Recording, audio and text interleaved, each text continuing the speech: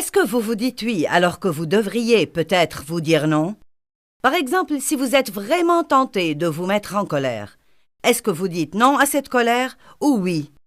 J'ai des idées que vous aimeriez peut-être prendre en considération et elles vous seront très utiles.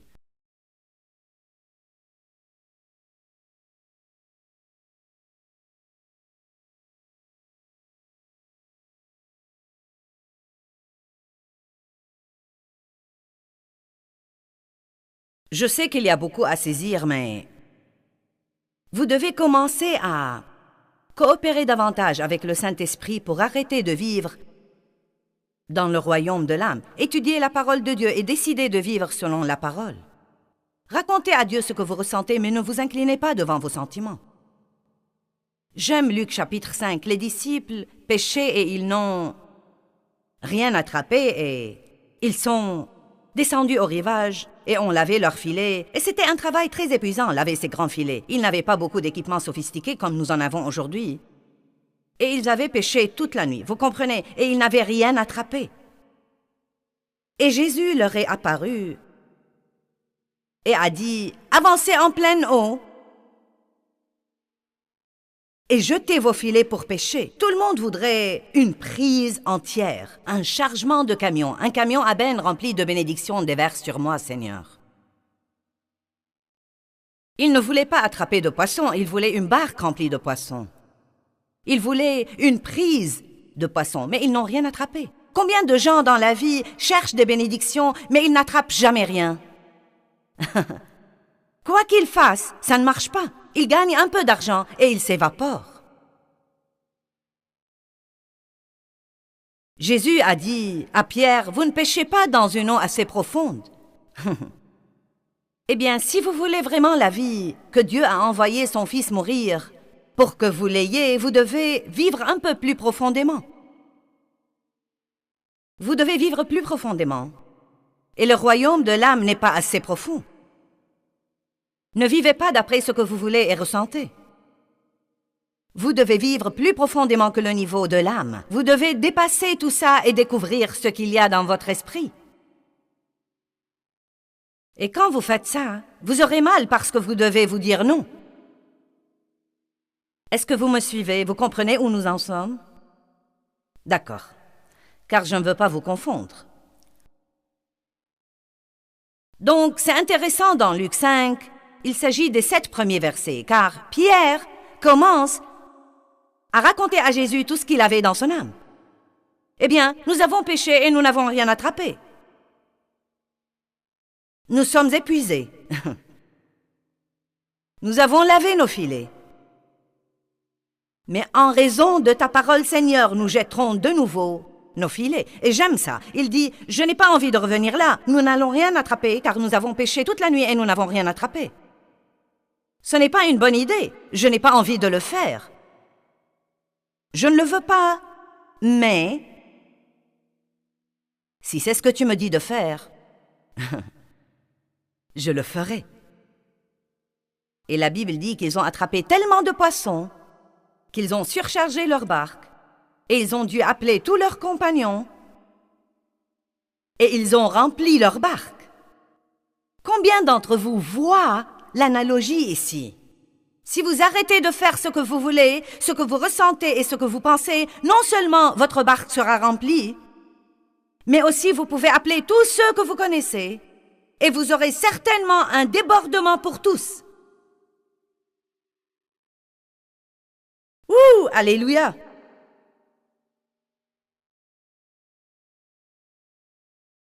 Oh, j'aime ça. Je crois que ce message est le genre de message qui est vraiment très nécessaire pour les gens, car ce n'est pas aussi simple que répondre à un appel d'hôtel puis commencer à croire Dieu pour des bénédictions. Écoutez ce que Jésus a dit. Si vous voulez être mes disciples, vous devez prendre votre croix et me suivre.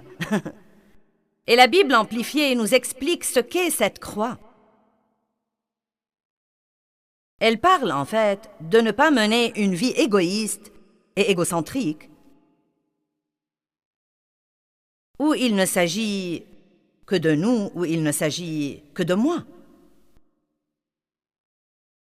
Jésus vient partager. Hébreux 4 dit que la parole de Dieu partage âme et esprit. Jean 15 dit que Jésus coupe des choses, qu'il émonde des choses. Maintenant, l'émondage peut vous avoir l'air d'un mot doux, mais si j'avais des cisailles ici, vous changeriez d'avis. Et j'ai tout cet équipement à la maison, mais je ne sais jamais exactement quelle direction prendra le sermon. Et je ne savais pas que j'irais dans cette direction. Je ne les ai donc pas apportés, mais c'est un très bon petit message quand j'apporte mes cisailles et mon petit buisson et que nous commençons à couper des trucs. C'est mignon, mais il ne contribue pas à la vie de l'arbre.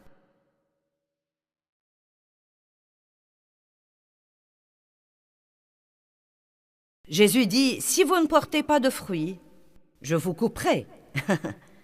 Et si vous portez vraiment du fruit, je vous émonderai pour que votre fruit soit plus riche et plus excellent.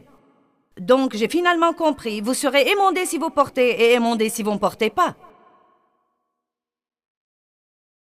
En d'autres termes, si vous allez servir Dieu, il n'y a pas moyen de fuir les cisailles. Ce n'est pas possible de les fuir. Vous ne pouvez pas éviter ce processus. Vous devez inévitablement suivre le processus et Jésus vous changera de gloire en gloire, en gloire, en gloire. Il vient séparer et partager. Parfois, Dieu éloigne des personnes de notre vie. Parfois, il fait tout pour vous éloigner de certains groupes. J'ai dit ce matin que quand Dieu a vraiment touché ma vie en 1976 et que j'ai reçu son appel sur ma vie, j'ai été chassée de mon église. J'ai perdu mes amis. J'ai été bannie de la famille. J'essayais de suivre Dieu et tout le monde en était fou de rage. La chose intéressante, et vous la connaissez bien, c'est que quand Dieu a appelé Abraham, il lui a dit « Va-t'en de ton pays et de ta maison et quitte toute ta famille et tous tes parents. » Il lui a dit « Quitte-les et va dans le pays que je te montrerai moi-même. » Vous croyez que c'était facile?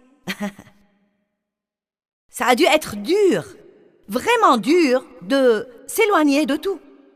Pourquoi Dieu lui a dit de faire ça? Eh bien, nous ne savons pas l'histoire tout entière.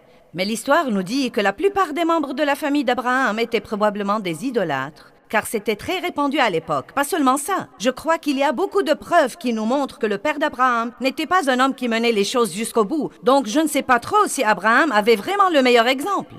Parce que la Bible dit que Dieu a appelé le père d'Abraham, Térak, à aller à la terre de Canaan, mais il s'est installé à Haran. Et Dieu ne veut pas que nous ayons devant nous l'exemple de personnes médiocres qui se contentent de tout ce qui est facile.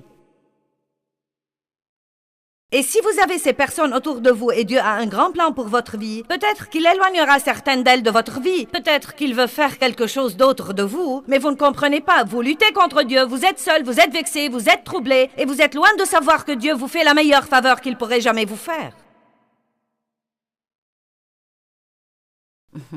Allez maintenant. Amen. Je prêche bien, merci Joyce, je vais continuer.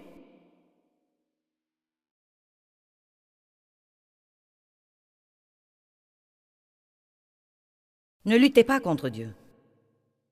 Paul était appelé à être un apôtre, et dans Romains, il dit qu'il a été mis à part pour la prédication de l'Évangile. C'est ce que veut dire être sanctifié, séparé et mis à part pour l'usage de Dieu. Donc vous devez comprendre ce que Dieu veut faire de vous. Vous êtes un vase qu'il veut nettoyer, puis séparer et mettre à part pour son usage personnel, pour servir dans son royaume. Vous n'appartenez pas aux autres, vous appartenez à Dieu. Vous appartenez à Dieu. Je veux que vous sachiez que c'est mon verre. Et j'ai dit, je veux un joli verre pour boire en chair, apportez-moi un joli verre en cristal. Maintenant, j'ai ce verre depuis longtemps, et tout le monde un peu partout sait que c'est le verre de Joyce. Ils ne boivent pas de mon verre, parce que c'est mon verre, et c'est pour l'eau que je bois, quand je monte en chair. C'est un piètre exemple, mais j'espère que je vous ai fait parvenir le message. Vous savez pourquoi il est utilisé? Personne ne l'utilise pour une autre chose. Eh bien, c'est comme ça, hein, que Dieu veut que vous voyiez la chose. J'appartiens à Dieu. Je n'appartiens pas au monde. Je ne suis pas pour l'usage du monde. Je suis mis à part pour l'usage de Dieu. Oh oui, c'est un peu dur parfois de ne pas s'impliquer dans toutes les autres choses qui arrivent à tous les autres, mais... Oh mince alors! Si vous voulez être vraiment heureux, eh bien vous savez, et les choses pratiques sur la mort au moins. Nous en avons couvert 2 ce matin.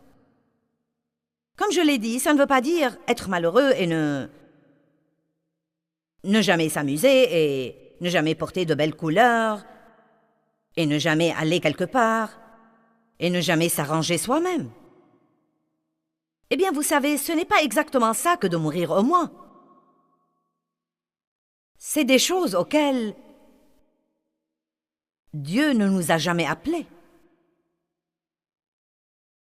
Il veut que vous ayez une bonne vie. Jésus est mort pour que vous ayez une bonne vie.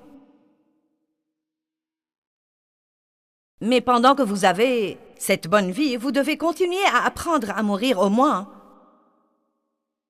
Et ça ne va pas être facile. Une des choses auxquelles vous devez mourir, c'est la réputation. Arrêtez de vous soucier de ce que les autres pensent de vous.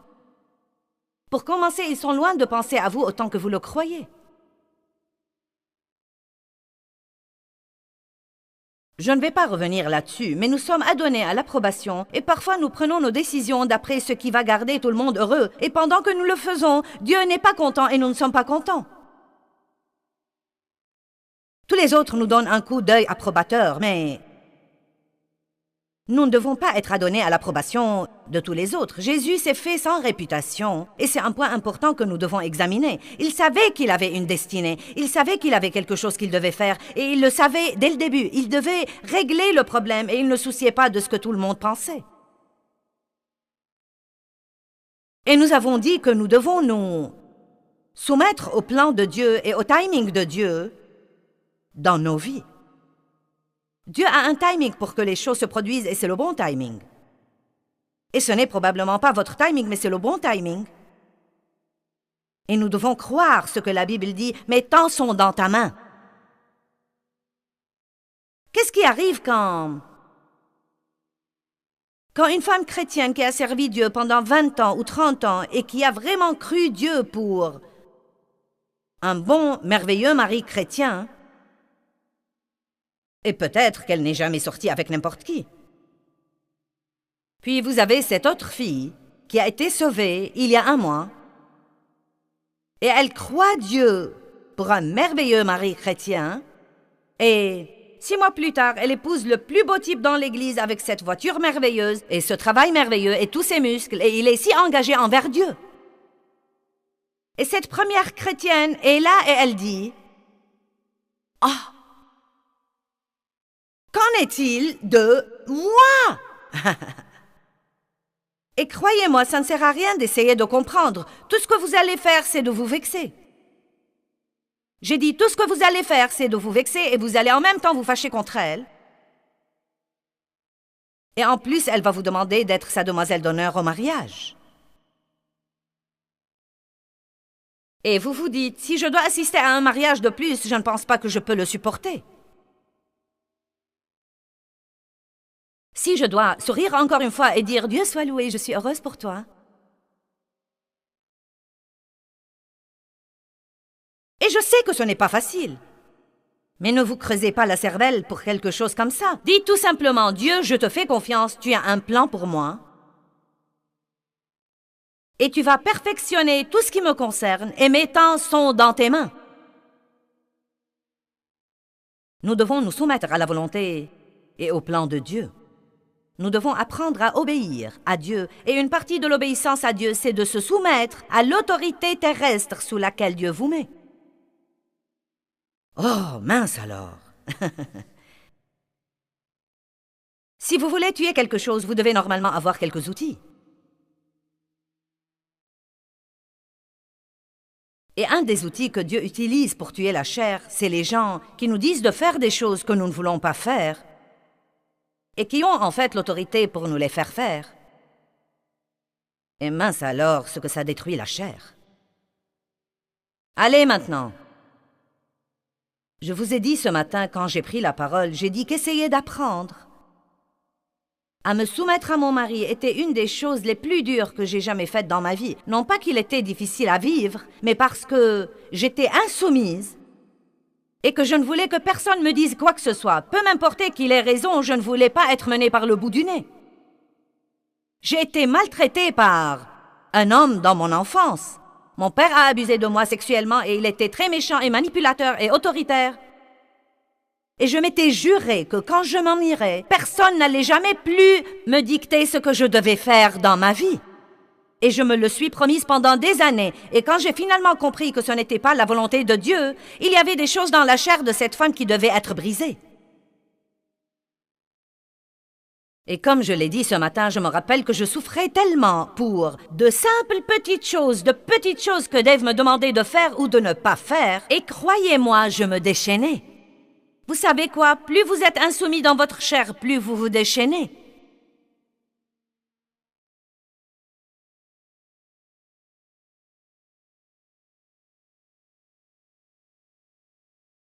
Non mais je me rappelle avoir piqué une crise de 3 jours pour une serviette de bain.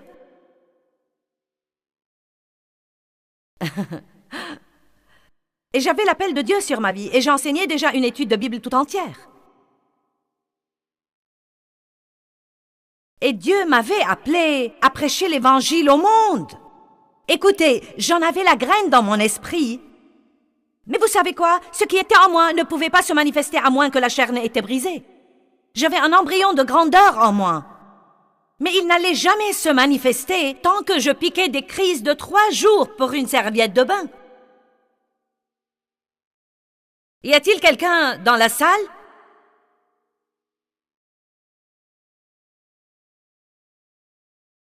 Je refusais qu'on me dise ce que je devais faire. Mon mari était ingénieur avant d'entrer au ministère, et il aime vraiment tout agencer, y compris moi. Non, mais il pense vraiment à des choses auxquelles je ne pense jamais, et vraiment ce sont de bonnes choses ou des choses qui me protègent, mais je ne suis pas... C'est comme... Il me disait par exemple, ne sors pas de la baignoire comme ça.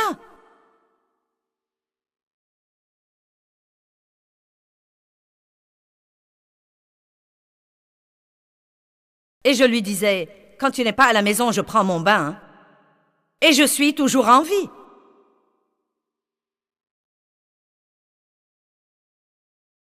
Et vous savez, non mais son cœur est juste. Il a en lui cette attitude protectrice qu'un homme devrait avoir envers sa femme.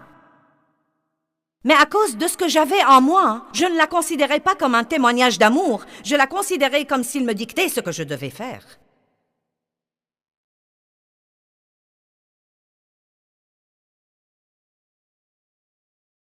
Et c'était un de ces matins, c'était il y a longtemps, mais c'était un de ces matins où je voulais... Dieu, je voulais juste prendre mon café ce matin-là et qu'on me laisse tranquille. Mais non, vous feriez mieux de compter dessus quand vous vous sentez comme ça.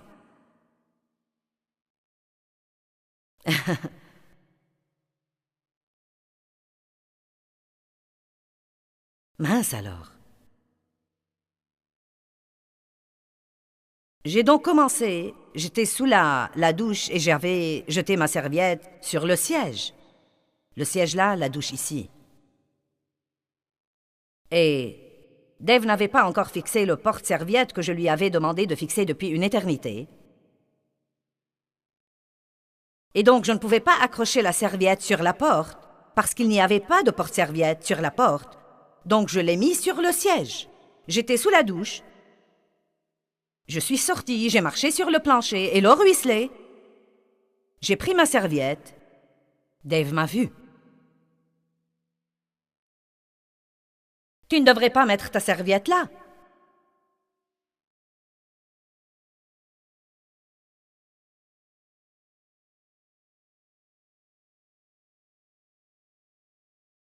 Vous savez, non mais je n'avais même pas entendu ce qu'il disait. Parce que l'attitude qui est au-dedans de nous finit toujours par se manifester. Vous voyez, c'était vraiment ma réaction automatique. Eh bien, quel mal y avait-il à mettre ma serviette là? L'eau ruisselle de toi sur le plancher. J'ai dit, c'est la salle de bain. Et pas seulement ça, si tu avais fixé le porte-serviette sur la porte comme je t'avais demandé, ça n'aurait pas été un problème. Vous voyez tout de suite, quand nous sommes insoumis, ce n'est pas de notre faute et n'essayez pas de nous dire que c'est de notre faute, car c'est de votre faute.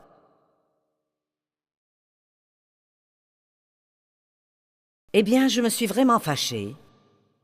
Et il a vaqué à ses activités et je me suis plainte à Dieu. Eh bien, pour l'amour de Dieu, on ne peut même pas prendre une douche en paix. Je voulais juste prendre mon café et qu'on me laisse tranquille, mais ça n'en finit vraiment pas. Il doit toujours essayer de me dire ce que je devrais faire. Il doit toujours me le dire. Eh bien, Dieu, je ne peux plus supporter. Maintenant, n'oubliez pas, j'avais un appel sur ma vie pour atteindre le monde.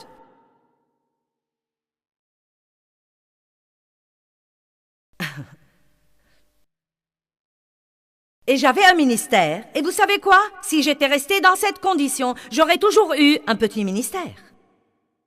Tant de personnes prient pour agrandir leur ministère et améliorer leurs finances. Et Dieu vous a demandé de faire quelque chose qui implique mourir au moins et crucifier votre chair et vous n'avez même pas commencé à faire ce qu'il vous a demandé de faire.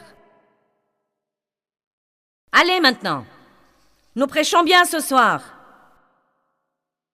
Et je me rappelle un matin où je priais pour agrandir mon ministère et j'avais participé au séminaire de la prière d'intercession. J'avais participé au séminaire de chasser les démons et au séminaire de la guerre spirituelle et je l'appliquais comme il faut. Je te réprimande, Satan, au nom de Jésus, je suis une enfant de Dieu et j'ordonne à ce ministère de grandir.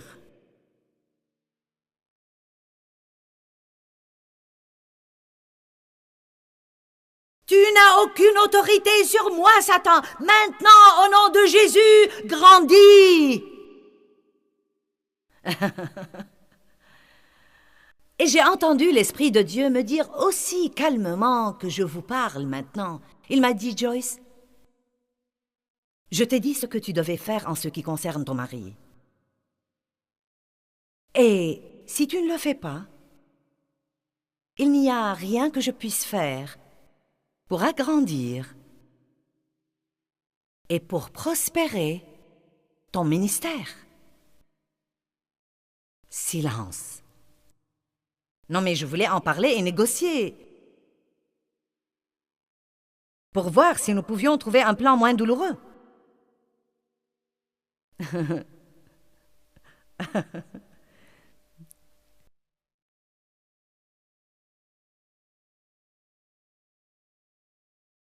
Mais laissez-moi vous dire quelque chose. Quand Dieu en finit, les cisailles sont là. Whack!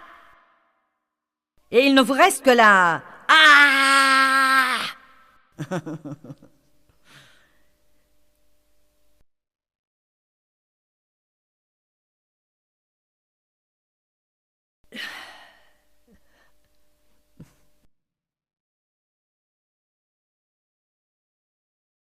Je ne sais pas sur quel plan Dieu s'occupe de vous, mais... Certains n'obéissent même pas aux panneaux de limitation de vitesse.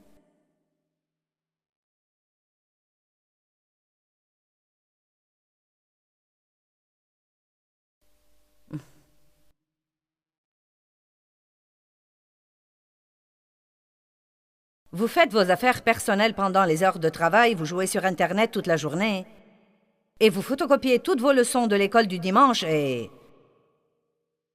Quand Dieu établit votre culpabilité, vous dites « Il ne me paye pas assez de toute façon ». Vous savez quoi? Vous pouvez garder votre petite vie désordonnée, pitoyable, pathétique. Bien que Dieu vous réserve une vie formidable, grande et merveilleuse.